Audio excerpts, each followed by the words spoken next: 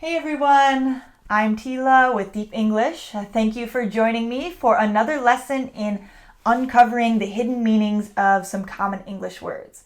If you've been following these lessons, you know that when you learn the hidden meanings of common English words, you gain a deeper understanding of the English language and you have a better understanding of what you're actually saying when you speak English. So these lessons are pretty important and I hope that they're also really fun. So let's get started. Our first word is the word integrity. Integrity.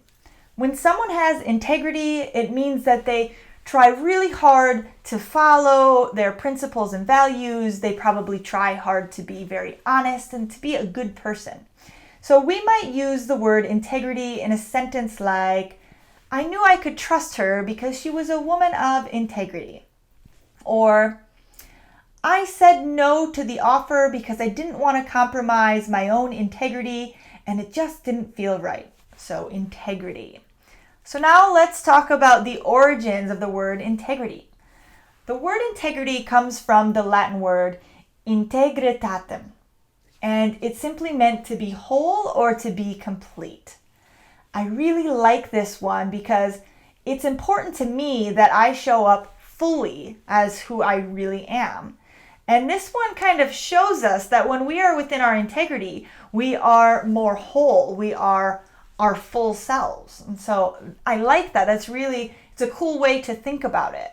And it also shows us that the other way that integrity is used, which could be in a way that refers to a building's integrity. So when we talk about a building's structural integrity, it also shows us that that building is more complete or more whole because it has integrity, which means that it is sturdy or it can stand up to maybe high winds or a storm. So to have integrity, to show up more fully or to be more whole. All right, let's move on to word number 2, mystery. Mystery. The word mystery means to be secret or to be unknown.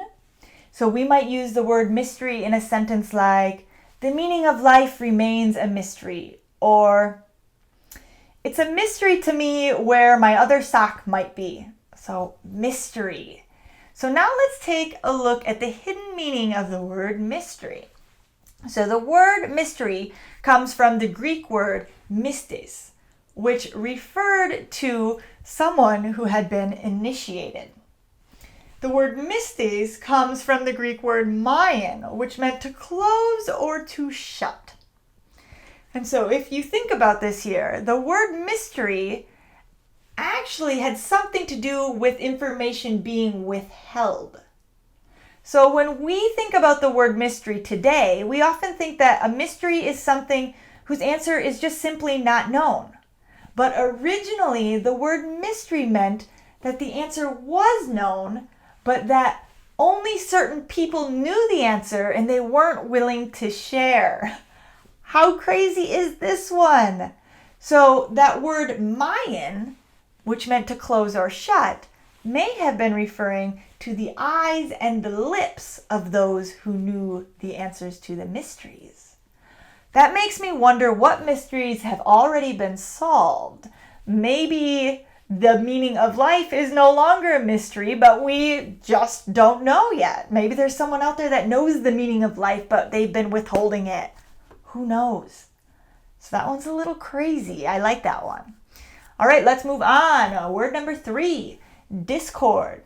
Discord. So discord means to be out of harmony. So it could be people or even things.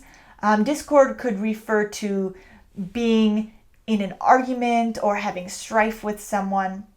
We might use the word discord in a sentence like, when I walked into the conference room, I sensed some discord. So something just didn't feel right. Or the couple was working on their marital discord.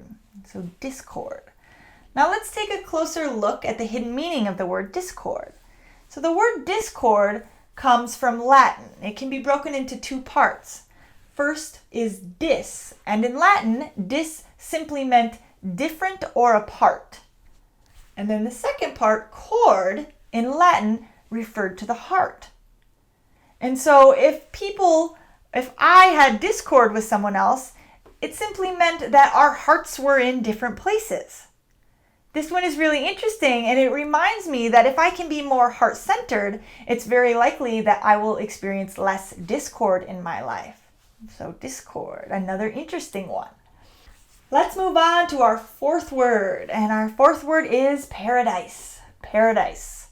So the word paradise refers to somewhere that is almost perfect, where everyone is happy, somewhere that's really beautiful. It reminds me of a word we had in a different lesson, which was the word utopia. So it's very similar to that word. We might use the word paradise in a sentence like, the beach at sunset was a paradise. Or, I'm in my own little paradise when I have a cup of tea and my favorite book. So paradise. So now let's look at the origins of the word paradise. So the word paradise came from an old Iranian word, which was paradisa.